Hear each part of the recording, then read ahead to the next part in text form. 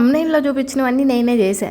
కానీ అవన్నీ ఎలా చేశాను, ఏమైంది అసలు ఈ పెంట అవ్వడానికి అనేది మాత్రం ఈ వీడియో. పొద్దున్న లేచిన దగ్గర నుంచి పడుకునే వరకు వీడియో తీయలేదు, కానీ సాయంత్రం తినే వరకు మాత్రం తీసినబ్బా. ఏదో ఒక రోజు ఈవినింగ్ ఏదైనా ఒక వ్లాగ్ ప్లాన్ చేద్దాం, బట్ ఇది పొద్దు. వీడియో మొత్తం ఫన్నీగా ఏముండదు, కానీ జరిగిన సిచ్యుయేషన్స్ అన్ని మీకు చెప్తాను. మీ ఇంట్లో కూడా ఇదే రిలేటెడ్ ఉంటుంది. మా అమ్మ ఈరోజు ఎందుకులే చెప్తా ఉండు. సరే కానీ ఈ వీడియో చూసిన తర్వాత మా అమ్మకి చెప్పా, నువ్వు ఏదైనా వంట చేయమని నేను తీసుకుంటాను వీడియో అంటే, సరే ఏం చేయమంటావు అనింది. మీరు చెప్పండి, మా అమ్మతో ఏం చేపిద్దాము, ఏదైనా వంట స్పెసిఫిక్గా ఇది చేపియండి అని అంటే, అమ్మ మళ్ళీ మీరు అటు ఇటు చేయమాకండి, ఊర్లలో చేసుకునే చెప్పండి, మా అమ్మ స్టైల్లో చూపిస్తా. ఓకే, ఇంకా నా డే స్టార్ట్ అయిపోయింది. Welcome to our channel GSM bytes. ఈ ఒక్క పదమేరా నేను స్టైల్గా చెప్పేది, మిగతా అన్ని మామూలే. లేవంగానే నాకు ఒక హాఫ్ అన్ అవర్ వరకు ఏ పని చేయబుద్ధి కాదు, ఎందుకంటే నా బ్రెయిన్ని బాడీని యాక్టివ్ చేసుకోవాలి. మా అమ్మ అట్ట కాదు, లేవడం పొయ్యి కాడికో సింక్ కాడికో లేదంటే బయటకో పోయి ఆ పని స్టార్ట్ చేసేసిద్ది. వాళ్ళ బ్రెయిన్ సెల్స్ అంత యాక్టివ్గా ఉంటాయి రా, బట్ మనకున్నవి చూడు, నా బాడీ ఎంత బద్ధకంగా ఉంటుందంటే. మా అమ్మ పొద్దున్నే 6 గంటలకల్లా పనికి వెళ్ళిపోవాలి కాబట్టి అన్నం పెట్టేసింది. కూర కోసం గోంగూర పొయ్యి మీద పెట్టి ఉడకబెడుతుంది. అయితే మేము గోంగూరలో ఏంటంటే ఒకేసారి పచ్చిమిరకాయలు అందులోనే 2 టమాటాలు కూడా వేసేసి ఉడకబెట్టి వాటిని నూరేస్తాం. ఇంకా మా అమ్మ వెళ్ళలేదని అర్థం, అవి ఉడుకుతున్నాయి అంటే. దీన్ని బట్టి మీరేమి అర్థం చేసుకోవాలి, నేను 6 గంటలకంటే ముందే లేసాను అని. ఇంకా లేవంగానే థైరాయిడ్ ట్యాబ్లెట్ కంపల్సరీ. చాలామంది అనుకుంటారు థైరాయిడ్ అంటే అదేదో రోగం అని. కాదు, అదొక గ్లాండ్ పనిచేయడం అనేది కొంచెం తగ్గిస్తుంది. సో దాన్ని కంట్రోల్ చేసుకొని ఆ వర్క్ అంతా చేయడానికి మనకి ఆ ట్యాబ్లెట్ అనేది స్టిమ్యులేట్ చేస్తుంది అనమాట. జస్ట్ ఒక ట్యాబ్లెట్ అంతే, బాడీ సెట్. కాకపోతే కంట్రోల్లో ఉంచుకుంటే ఇంకా బెటర్. దానికైతే ఖచ్చితంగా లైఫ్ స్టైల్ చేంజ్ చేసుకోవాలి. అంటే పొద్దున్నే లేవాలి మూసుకొని. మా అమ్మ చూడండి, పొద్దున్నే లేచింది. అసలు ఊర్లో వాళ్ళు ఎవరు లేచి ఉండరు అనమాట ఆ టయానికి. 5:30కి లేపిందిరా నన్ను. ఇంట్లో బయటికి పోయి ఆ పాస్కస్ అంతా జిమ్మి కల్లాపు చల్లింది, నేను కాదనట్లేదు. ఇంట్లో అవి పెట్టి అసలు మా అమ్మ పని ఎట్లుండిద్దో తెలుసా, అన్నం ఉడికేలోపు ఇంట్లో పని అంతా చేసేసిద్ది, అంత ఫాస్ట్. ఆమె చిన్నప్పటి నుంచి ఒకటే ఫార్ములా చెప్పిద్ది అనమాట. అన్నం పొయ్యి మీద పెట్టి కూరగాయలు కట్ చేసుకొని కూర వేపుకుంటే ఈలోపు అవి అంతే. అంటే ఒకవేళ కూర పక్కన పెట్టినా ఇట్లాంటివి ఉడికే అయితే పర్వాలేదు, బట్ వేయించే అయితే మళ్ళీ మధ్యలో తిప్పాలి కదా. సో వాటిని పక్కన పెడితే అన్నం పొయ్యి మీద పెట్టేసి బయటికి వెళ్ళి కసు చిమ్ముకొని కల్లాపు చల్లుకునే లోపు అన్నం పొంగి వచ్చిద్దంట. ఇంకా దాన్ని ఉంచుకోవడమో మార్చుకోవడమో ఏదో ఒకటి సిమ్లో పెట్టడమో చేసేసి మళ్ళీ వెళ్ళి మిగతా పనులన్నీ చేసుకోవచ్చు అంట. ఏందక్క అల్లాడుతున్నావు అంటారేమో, మీకు ఇప్పటికీ అర్థమైపోయి ఉండాలి. పచ్చిమిరకాయలు దంచుతుంటే ఒకటి వచ్చి కంట్లో పడింది. అమ్మా నేడుద్దాం అనుకున్నా కూడా నాకు అసలు ముందు నోట్లోంచి మాట రాలేదు. ఎందుకో తెలుసా, ఒకవేళ నేను ఇప్పుడు అరిసాను అనుకో, బయటే ఉంది మా అమ్మ, వచ్చి కంట్లో పడ్డందుకు నన్ను అది ఊపడం అదేం చేయదు. ఇంత దానివైనా దంచడం రాదా, చదువుకోలేదా, ఎగురుతుందని తెలీదా, కంట్లో పడిద్దని జాగ్రత్తగా ఉండక్కర్లేదా అని చెప్పి తిట్టిద్ది.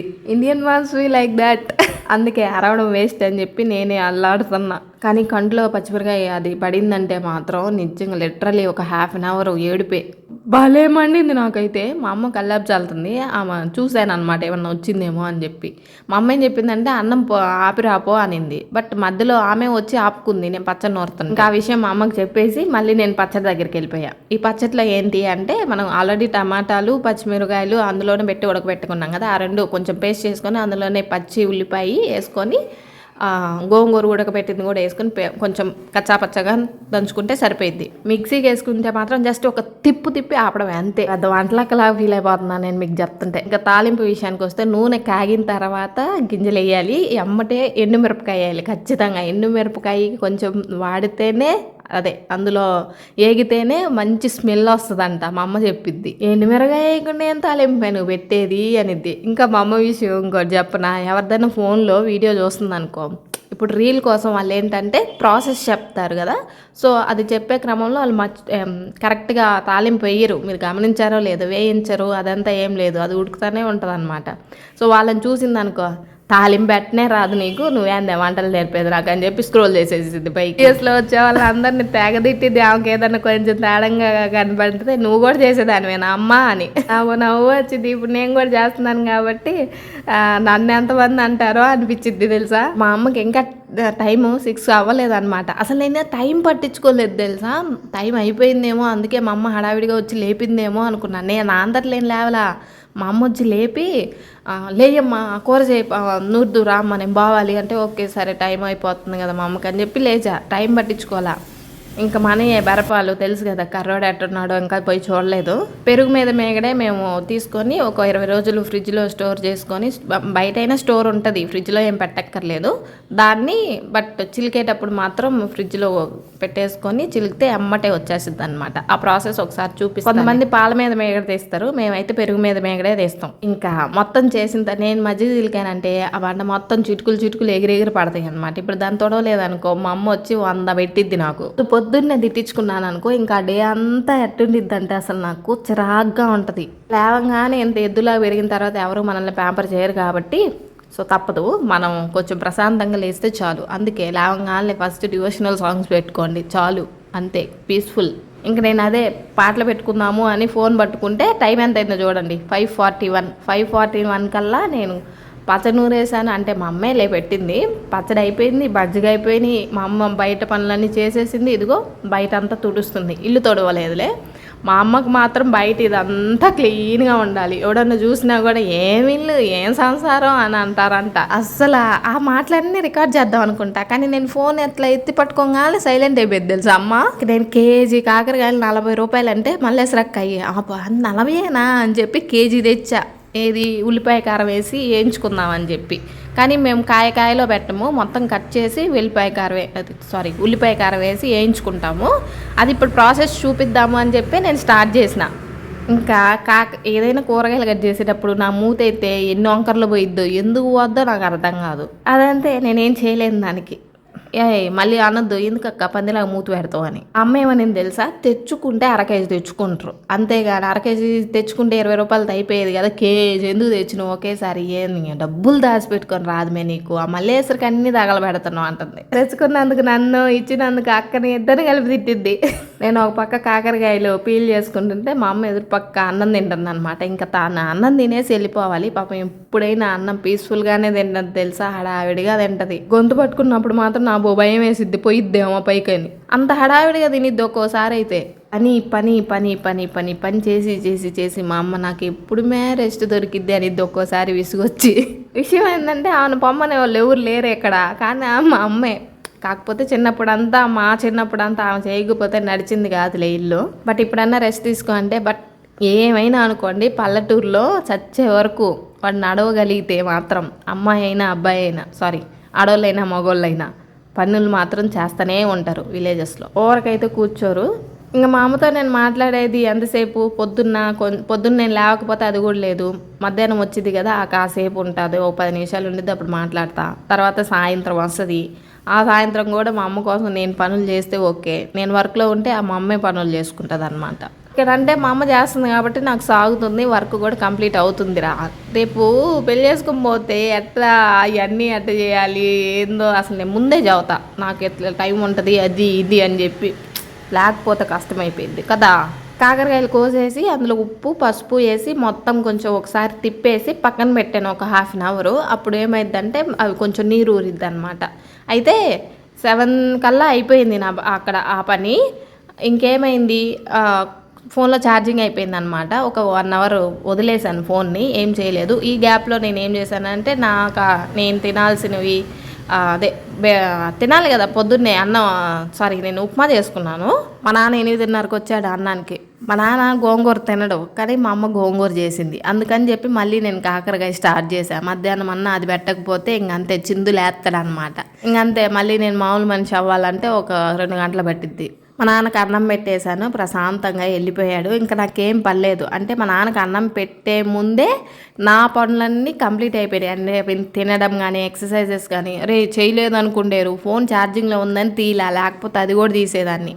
చేశాను, సూర్య నమస్కారాలు చేశాను, నా థైరాయిడ్కి కావాల్సిన కొన్ని ఎక్సర్సైజులు ఉంటాయి అవి కూడా చేసేసాను. ఎక్సర్సైజులు కాదు యోగాసనాలు, ఇంకా అవన్నీ కంప్లీట్ అయిన తర్వాత ఇంకా ఒక 1/2 అవర్ తర్వాత ఇంక స్టార్ట్ చేద్దాం, మళ్ళీ మధ్యాహ్నానికి కావాలి కదా అని అనుకొని కేజీ కాకరకాయలు మొత్తం కోసేసాను.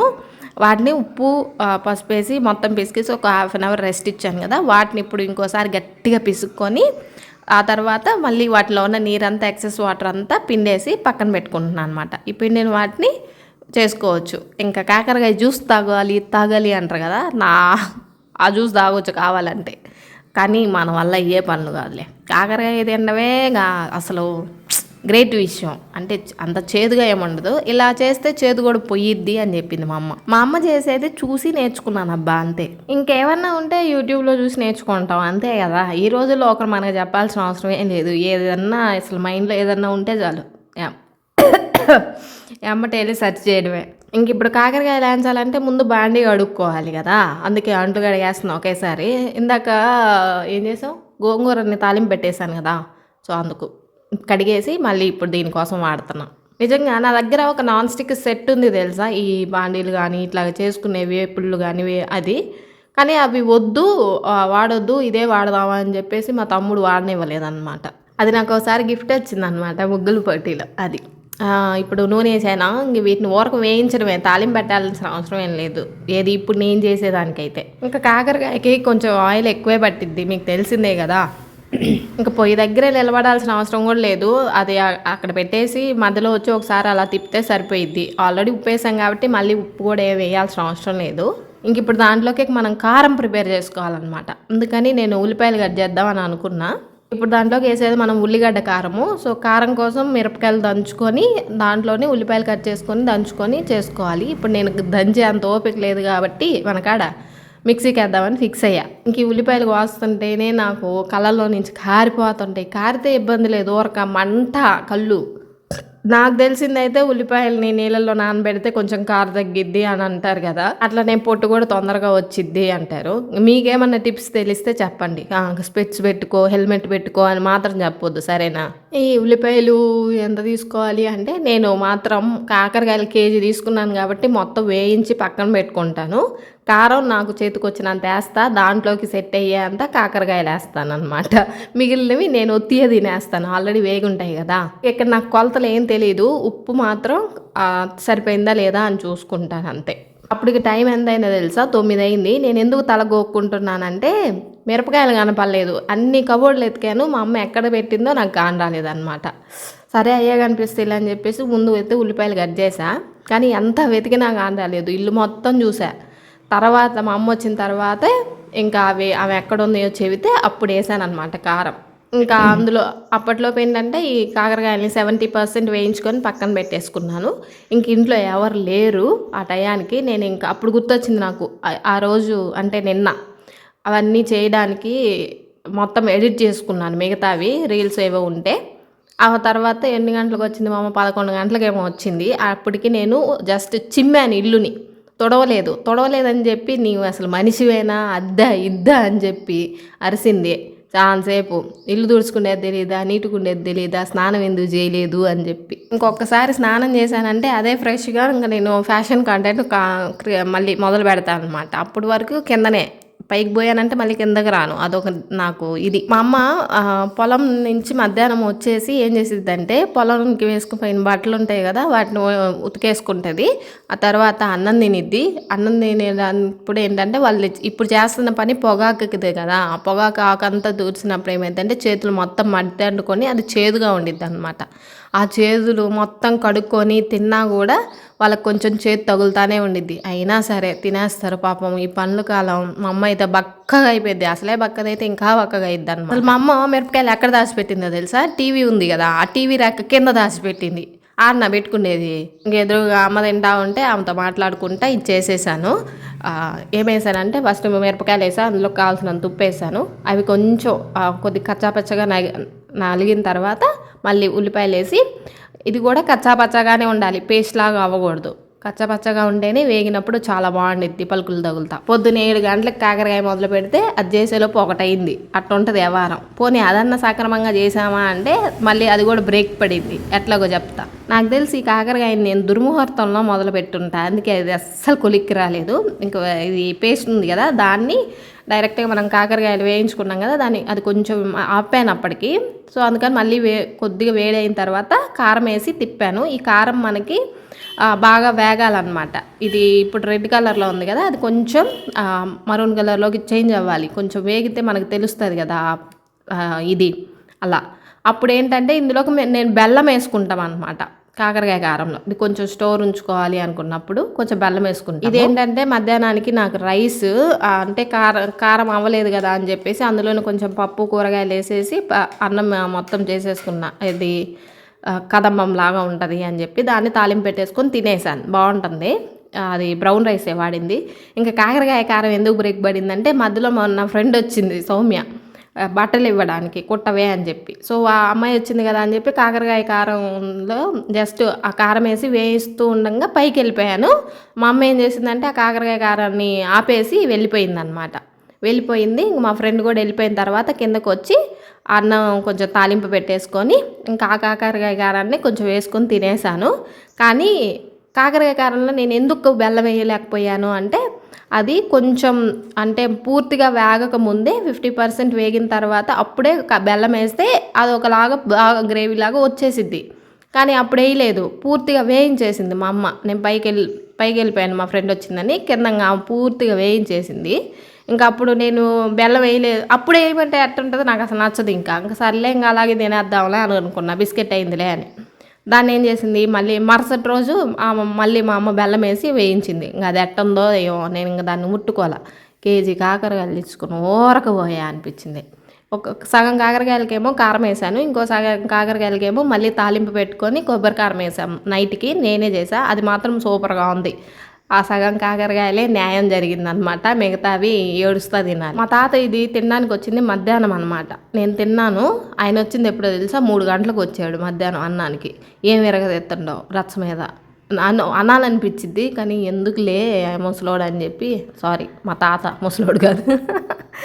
చిన్నపిల్లల్ని ముసలోళ్ళని ఏం అనకూడదు తెలుసా.